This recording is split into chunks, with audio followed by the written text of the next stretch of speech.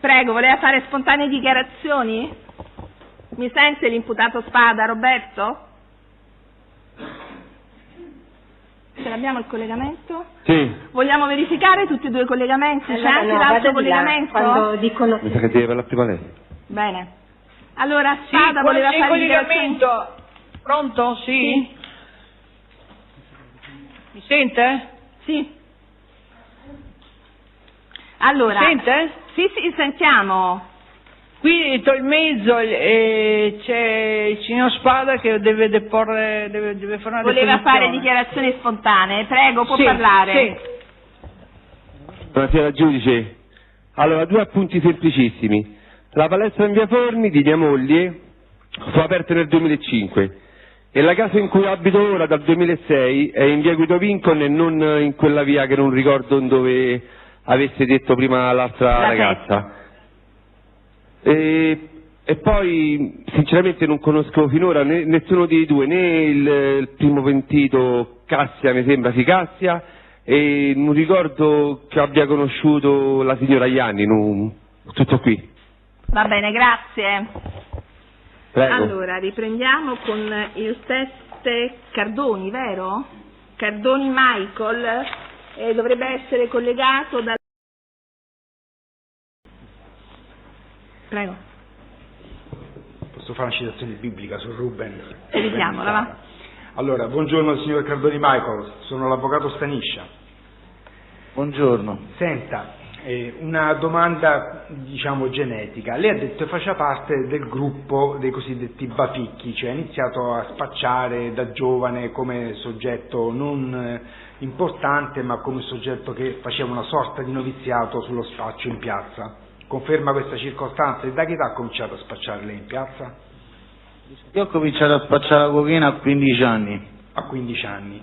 Senta, ma lei in quel periodo spacciava perché era tossicodipendente o è diventato dopo tossicodipendente o spacciava soltanto per denaro? Denaro, mai stato tossico. Non ha mai usato lo stupefacente? Anche di hashish o altro tipo di stupefacente non pesante? Posso dire una cosa, mi è capitato magari a 20 anni di una botta di cocaina, fammi una canna, ma non può di essere tossicodipendente. Quindi usava in maniera saltuaria sia la cocaina che l'hashish, cioè le canne... Non è quello che ho detto io, non è saltuarmente. Ha parlato di un paio di occasioni. Un paio di occasioni in tutta la sua vita? In tutta la sua vita oppure qualche volta? Sarà che magari un paio di volte a cocaina mi sarò fumato 20 volte una canna, ma non vuol dire che se uno si fa 20 o 30 canne è tossico. Vabbè, questi sono dei punti di vista. Penso a 20 anni, se non dico tutti, ma comunque sia in quel quartiere Presidente, è un po' una per cosa prevenire normale. eventuali poi polemiche del collaboratore, se si potesse cambiare argomento. Vedo che l'avvocato punta molto su Vabbè, anche questo. perché questo credo sia esaurito. No, ma io l'abbiamo capito. non c'ho niente da nascondere. Signor Per me va bene. No, ma abbiamo capito la sua risposta, non si per preoccupi, quartiere passiamo oltre. degradato tutti quanti saltuariamente è normale usare lo stupefacente. Senta, sulle fonti... Avvocato, però i commenti evitiamoli. L'ha detto lui. Senta, le fonti per quanto riguarda la sua conoscenza in ordine a questi gruppi criminali, quali sono state le confidenze di Lelli e di altri parenti o ha avuto cognizione diretta di conoscenze in loco? Così, se mi può rifare la domanda che sarà un po'... Come ha saputo di questi gruppi di osse criminali sugli omicidi dalle confidenze di Massimiliano Lelli e dei suoi parenti o ha avuto una conoscenza diretta dei fatti? Allora, diciamo sia dai parenti che da Lelli che dagli Spada. Quindi sempre per sentito dire? No, ce la spieghi meglio questa sua risposta. Quindi l'avvocato vuol sapere se le cose che ci ha raccontato le siano state riferite da altre persone totalmente, in parte, se sono frutto invece di una sua conoscenza diretta, totalmente o in parte. O se ha partecipato a questi eventi. O se ha partecipato a questi eventi, quindi come ne abbia eventualmente conoscenza diretta, se per partecipazione. No, non ho partecipato a nessun evento di omicidio.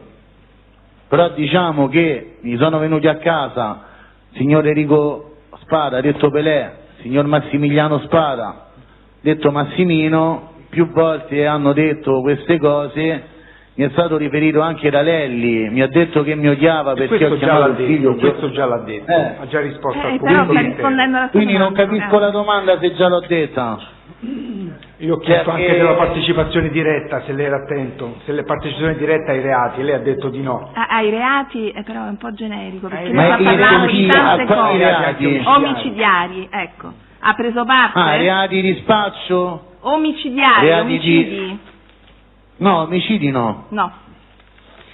Senta, lei ha detto che questa piazza Gasparri passava più volte di mano in mano da più gruppi criminali, ma questa conoscenza dei padroni della piazza lei l'aveva diretta perché spacciava lì oppure perché l'ha presa in qualche modo? Cioè il gruppo prima di Pergola, il Iracheno, gli altri soggetti, Cardoni, Baficchio? Beh, io ci ho spacciato per 5 anni tra Piazza e Vietta. In Vietta non ho mai venduto un pezzo, ma in Piazza per Vietta ci sono cresciuto. Cosa indica? Quale via? Via Qual è Antonio la via Forni. che lei la denomina Vietta? Via Antonio Forni. Quindi lei non ha mai spacciato lì? No, controllavo solo. Ho capito. Senta, Spada Roberto, lei lo ha visto qualche volta al bar, lavorava in palestra, come lo conosce? Lo conosco perché tutti i giorni andavo a prendere i cornetti da lui e torte a Nutella. E quindi lo Perché- vedeva fisso al bar, a lavorare, nel suo bar? Sì. Le risulta che Spada Roberto ha anche una palestra dove allenava dei ragazzi disagiati, dava una mano a quelli che stavano per strada, gli dava un po' una mano nello sport, per condurli. Diciamo della palestra situata a via Antonio Forni, che all'origine era di mio zio Giovanni Galleoni. So che non mi ricordo, 2006, 2004, non mi ricordo, cioè non saprei di una data precisa, comunque sia. Le faccio veniva una domanda. pagata No, una- Presidente, facciamolo. Le faccio una domanda. No, aspetti, avvocato, non Prego. faccia rispondere. Cioè, quando non le piace la risposta, gli parla sopra. Sì, allora completi la sua risposta. E niente, non so precisamente in quale anno, ma comunque sia quella palestra veniva affittata al signor Roberto, cioè a moglie. Quella era zona dei Giovanni, non era, cioè, dai supermercati, da tutto. Allora, la Quella domanda era è il questa, suo. le faccio una domanda diretta. Sia la palestra che il bar erano Cioè, luoghi puliti? C'era lo spaccio in questa palestra nel bar di Roberto? Non ho mai visto nulla di irregolare che non sia la vendita Allora, dei cornetti, del caffè o la gestione di una palestra. allora, nel bar di Roberto, giusto un paio di volte, quando Zibba e Macisse andavano a prendere i pezzi nascosti, non so, in bagno, non so in quale altro posto, non ho visto cose strane. Non ha visto cose strane. Però ho visto 2 volte che sacchettini pieni di cocaina, quindi è strano per un bar. Si ricorda una data, un testimone, una circostanza, e Ah, poi parlava di quell'ordo? Aprile 2014, perché mia figlia era nata a marzo. Non gli so dire proprio il giorno esatto e l'ora, mi scusi. Senta, lei lo parla la lingua picaresca? Lo capisce lo zingaro? No, posso dire che anni indietro, allora non conosco proprio, cioè non so parlare lo zingaro, ma tante cose le capisco, cioè Surià, sono le guardie. Quindi poche parole? Poche parole? Sì, poche parole che nel corso degli anni mi sono scordato, ma diciamo più già da pischello, 16-17 anni, capivo un po' di più, diciamo. Quindi non la Quando conosce parlava. bene questa lingua, non la comprende integralmente se parlata veloce? No, non è che se qualcuno mi si mette a parlare zingaro lo capisco, Questa era la domanda. però magari fino a 13 anni fa, 12 anni fa, riuscivo a capire di più, perché stando là tutti i giorni in mezzo a loro, cominci a capire qualcosa. Questa era la domanda, non altre domande. Sì. Presidente, Ok. posso chiudere l'esame? Ho 2 domande. Prego. Signor Cardoni, senta, allora vorrei sapere due cose. Innanzitutto se lei, anche per un breve arco temporale, ha collaborato nell'attività di spaccio con qualche soggetto appartenente alla famiglia Spada. Sì. Quando? Allora, nel 2014 con Silvano Spada, Enrico Spada detto Maciste, Roberto Spada detto Zibba e Silvano Spada. E dove? Per circa un mese.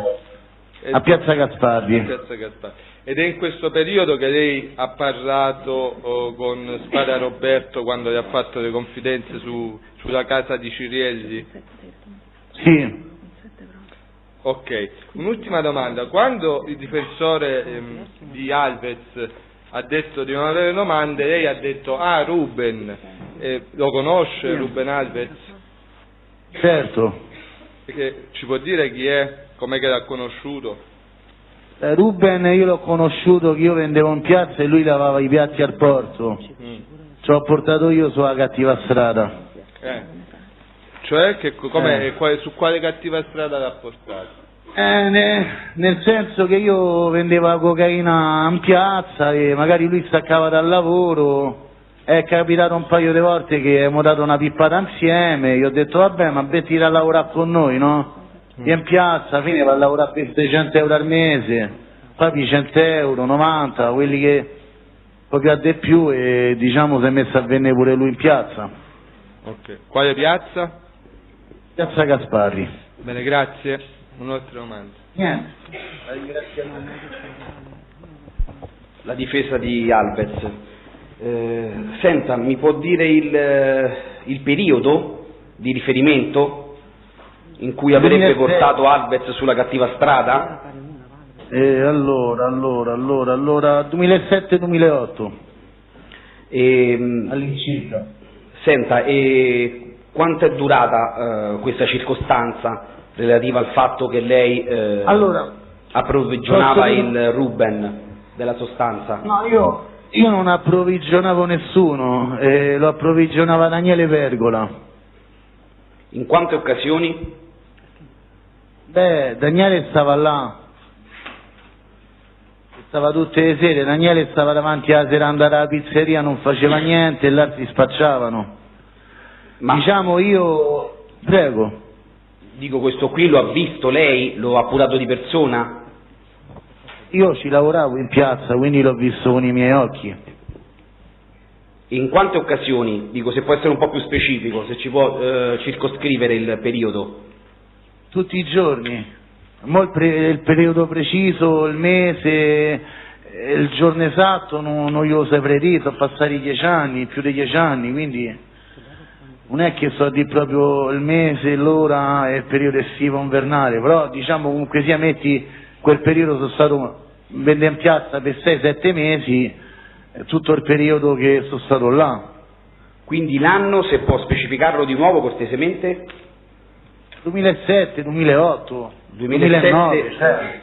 Però se può essere un po' preciso perché da un anno siamo arrivati a 3, ha capito? Insomma, non è che stiamo giocando. Però io ci ho avuto pure delle schemie, signor avvocato, però, quindi se mette pure le nei panni mia. Io mi ci metto nei suoi panni, però. Lo dico e sono coerente con quello che ho dichiarato ai magistrati, lo sto ripetendo qua, ma non mi può chiedere il giorno, l'ora esatta o l'anno preciso, perché a me francamente De Ruben non è che mi faceva mangiare a lui, che mi interessavo di quello che faceva lui, gli ho dato un'opportunità e sto. Perfetto. Quindi non aveva alcun ruolo il Ruben? Io no. Lui, il Ruben dico. Ruben vendeva in piazza, ci ha venduto per una vita. Ma come per una vita? Mi scusi, ma prima mi dice un anno, mi scusi, allora, mi faccia terminare. Faccia terminare. Prima mi dice un anno. Prima la domanda. Mi scusi, prima mi dice un anno, poi mi dice 2 anni, poi 3 anni. Poi purtroppo mi dice che forse non era cerchi stato. Di ricostruire un attimo la vicenda e sia un po' più preciso. Allora, diciamo che stavo in piazza tra il 2007 e il 2008, Ruben faceva il lavapiatti, si è messo a lavorare pure lui, nel 2000 il 12-2013 l'hanno arrestato per Piazza Pulita, si è fatto 3 anni. Quindi Senta, di queste circostanze non ci interessa. Quindi ci vuole dire però, forse avvocato ci sta dicendo quando... che dal 2008 al 2012 è stato su piazza? Sì. Quindi è il periodo che lei aveva chiesto, dal 2008 al 2012 fino a quando non è stato arrestato? E così sì, chiedo a lei conferma, se abbiamo capito bene. Sì. Quindi non è più il 2007? No, inizio 2007-2008, non è in grado di essere più preciso. Fino al 2012 quando è stato arrestato, e così abbiamo capito? Ma non mi ricordo, 2012-2013 hanno fatto il blitz in piazza e l'hanno arrestato. Quindi ha parlato di un periodo ininterrotto? Sì. Senta, quindi lei ha appurato soltanto comunque che spacciasse il Ruben? Sì. Perfetto, nessun'altra domanda, grazie. Grazie, allora possiamo chiudere il collegamento. Grazie, arrivederci. Grazie a lei, arrivederci. Allora, da chi riprendiamo? Facciamo entrare... No, c'è Cagnoli che finisce l'operanza. Pubblico Ministero? C'è Cagnoli? Qualcuno ce lo chiama?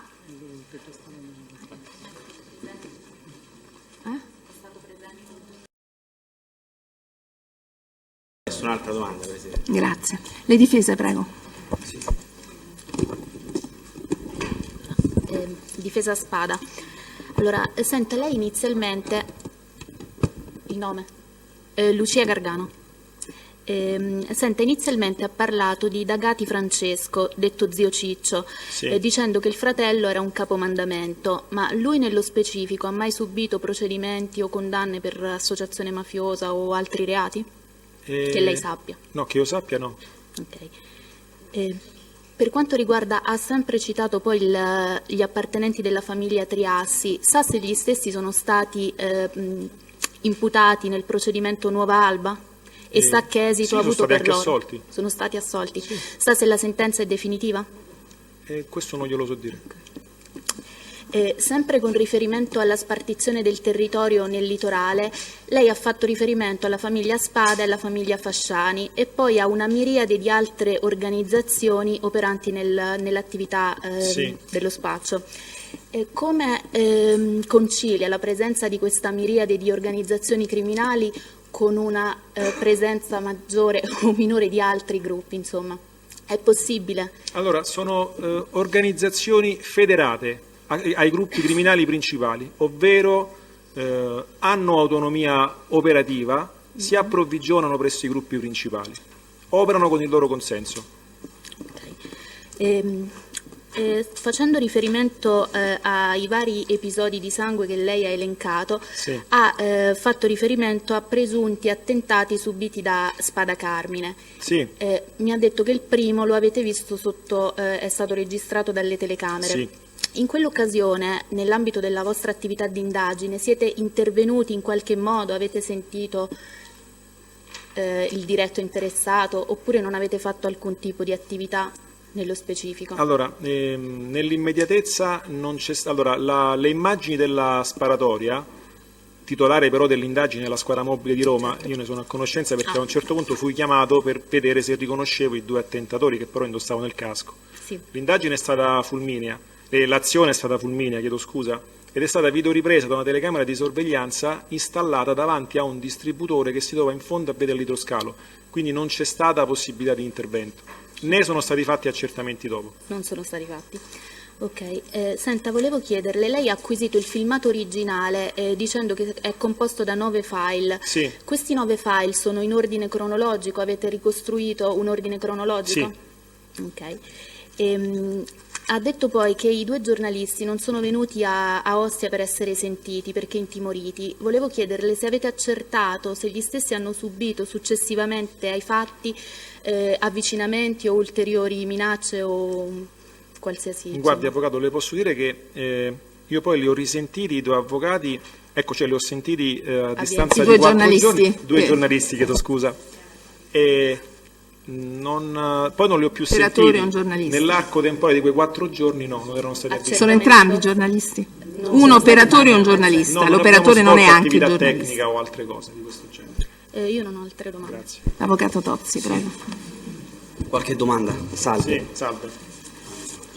Senta, quindi il Ruben, così come ci ha precisato prima, lo avete individuato soltanto dopo aver visionato il video?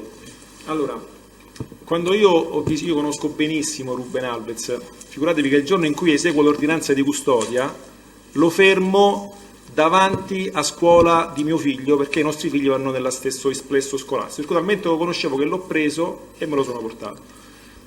Ma lui non conosce me, io lo conoscevo bene perché, ecco, dallo studio della storia giudiziaria, come dicevo, Ruben Alves mi risultava inserito in quel gruppo criminale. Quindi quando l'ho visto nel filmato ho detto: ok, questo è Ruben Alves, questo è il fratello di Spadamarco, questo è Roberto, questo è il bulgaro che fa la box. Avevamo però un novero di persone, certo, per la descrizione che c'era stata fatta da parte di Piervincenzi, col giubbotto blu addosso c'era solamente Ruben Alves, ma la certezza non l'abbiamo avuta fino a che i due giornalisti non ce l'hanno indicato dal video. Sì, dico, quindi ecco, lei ha fatto riferimento prima ad una sorta di patrimonio conoscitivo. Sì, esatto. Sì, mi può specificare i passaggi di questo... Sì, ma rispetto alla conoscenza del Ruben, Presidente. Sì. Allora, quando noi interroghiamo Doni Michael e Gianni Tamara, ovviamente questi signori ci hanno fatto una serie di nominativi, tra cui anche quello di Ruben Alves. Quindi già... Però ecco, queste circostanze esulano questo procedimento, cioè lei lo conosce per altri procedimenti. No, arrivo alla sua domanda, avvocato. Sì. No, ecco, mi risponda pure a questa forse qui. allora non l'ho compresa bene. Sì. Perché io conosco Ruben Alves, perché quando i collaboratori mi dicono al gruppo Spada appartengono Tizio, Caio, Sempronio, io non faccio altro che ai miei collaboratori gli faccio fare delle schede. Dico: fatemi delle schede in cui mi mettete foto aggiornata del soggetto, generalità, accompagnatori. È normale che quando me l'ha chiesto il pubblico ministero io gliel'ho fornito in un secondo, perché ce l'avevo già, e quando ho visto le immagini di girato integrale l'ho riconosciuto subito. Per quanto del girato quindi non lei ha individuato tutti i soggetti che erano ripresi in questo video, la maggior parte, poi certo, dopo averlo fatto visionare alla sua presenza, al giornalista e all'operatore, ha avuto certezza di quello che loro individuavano come altro soggetto responsabile dell'azione. È proprio così. E come lo individuavano? Soltanto rappresentandogli che era un soggetto attiguo al gruppo Spada? No, loro mi hanno detto... Parla dei giornalisti come lo hanno rappresentato? No, sta parlando dei collaboratori, immagino.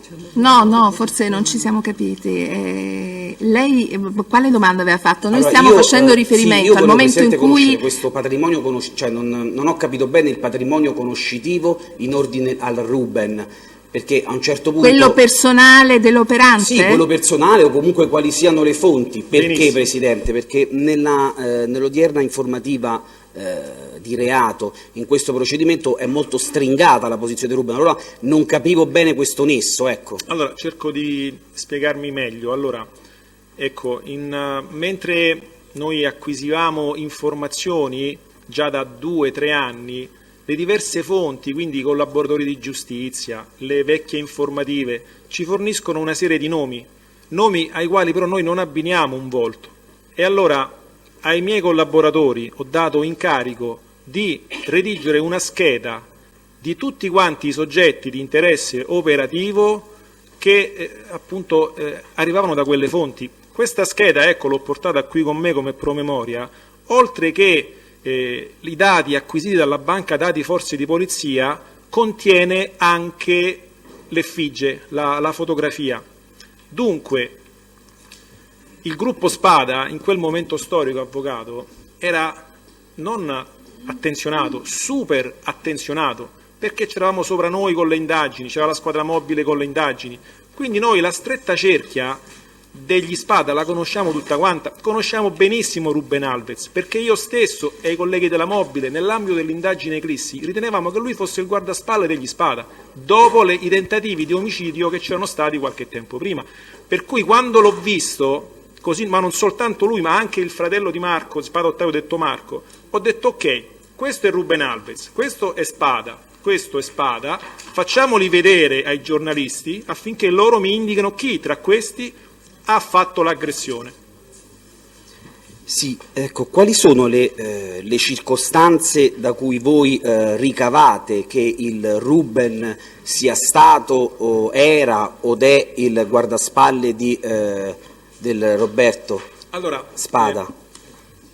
I controlli del territorio già li ho citati e devo a questo punto chiamare in causa le risultanze dell'indagine Eclissi, per i quali sono stati svolti degli OCC, è stato svolto l'OC, è stato effettuato a carico di quelle 32 persone, e da quelle indagini a noi ci risulta quella contiguità, avvocato. Sì, quindi stiamo parlando di intercettazioni ambientali, comunque di osservazioni. Di videoriprese, allora tenga conto che... Di una indagine precedente nel tempo rispetto al fatto per il quale oggi contemporanea, discutiamo. tant'è vero che di lì poi a un mese abbiamo eseguito l'operazione Eclissi, notificando il provvedimento a Spada Roberto in carcere.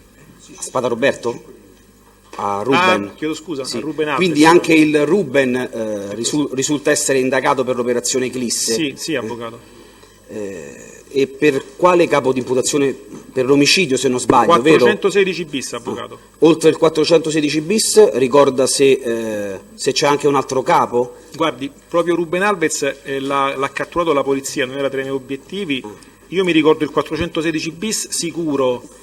Mi pare, ma non vorrei sbagliarmi, avvocato, che sia stato anche catturato per l'omicidio, però poi da questa accusa non ha retto al riesame, ma non vorrei sbagliarmi. Volevo arrivare a questo qui, ecco perché le ho chiesto sostanzialmente quali sono i riscontri oggettivi, questo volevo sapere, perché ovviamente un conto è che lei mi rappresenta che sia un guardaspalle, un altro è che mi dia gli elementi. E gliela dare, avvocato? Se ne faccio una ragione. Quindi gli elementi sono le intercettazioni, gli appostamenti e quant'altro. Questa vostra attività di indagine ha fondato la sua valutazione in ordine al ruolo? Sì, sì, esatto. In un senso ampio, sì. Poi i due giornalisti ci hanno anche descritto delle cose che ovviamente non le ripeto io, ma il pregresso è quello, cioè l'indagine Eclissi. Che non ha retto di fronte a un tribunale di esame. Comunque, sono mie considerazioni queste. Senta, allora, può spiegarci in che cosa consistono i controlli del territorio?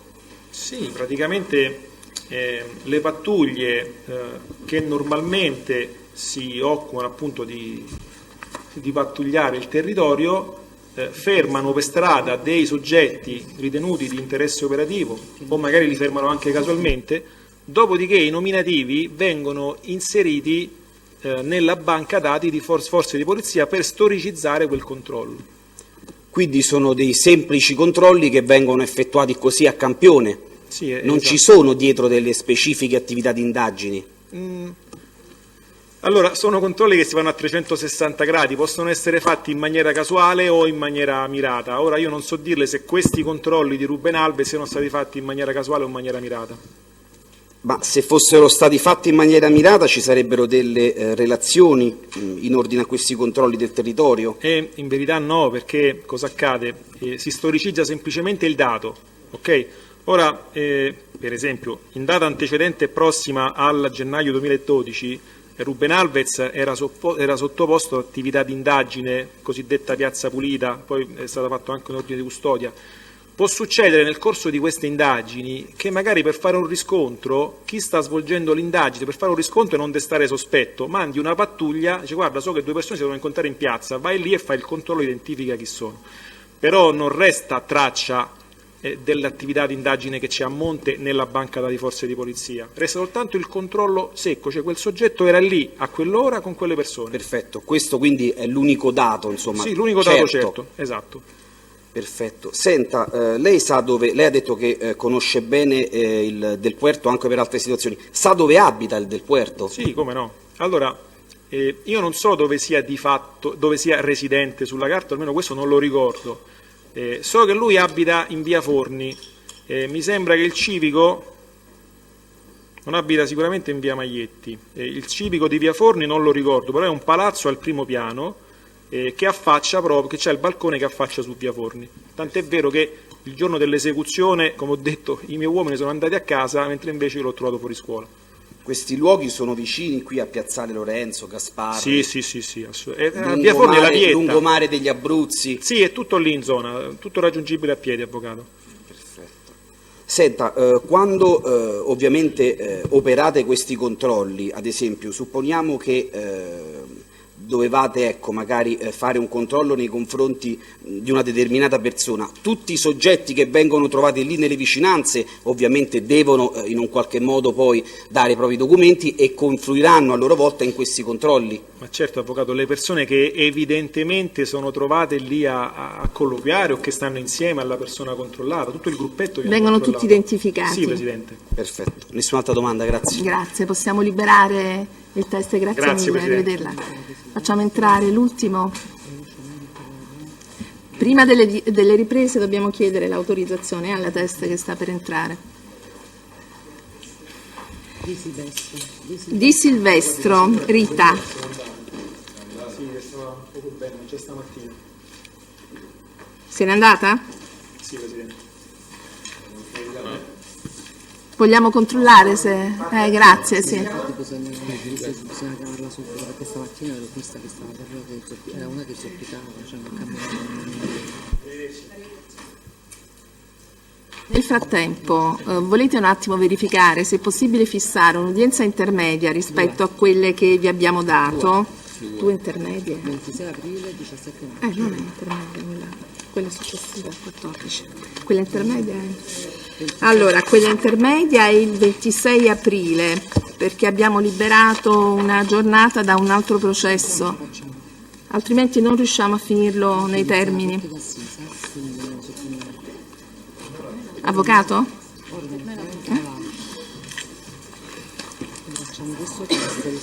Quindi abbiamo detto 9:30.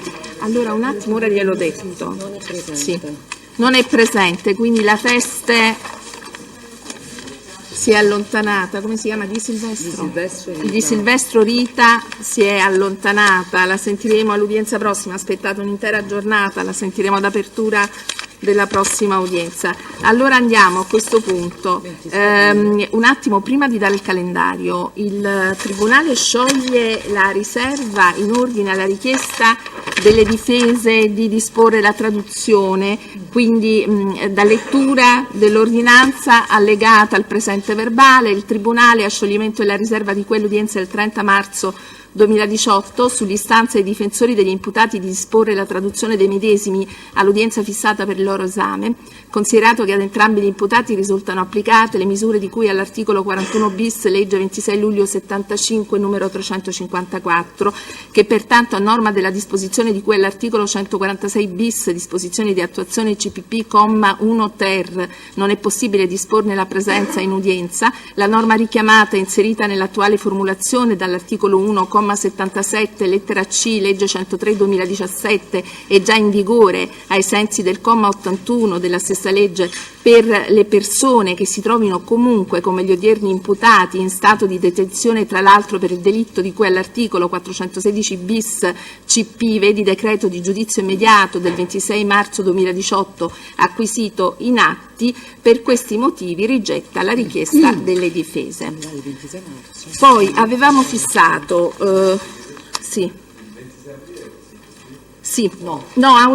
Aula A, che è anche un'aula dove è possibile fare il collegamento in videoconferenza. Non abbiamo altro prima, abbiamo ieri. Ore 9 allora. A questo punto il Tribunale, a parziale modifica del calendario già dettato, fissa in prosieguo. Potrei controllare pure questa, il 17 maggio alle 11. In caso non ce la facciamo vedere. 17 maggio, 14 è quella già fissata. 17 maggio che giorno? Vedi un po'. Abbiamo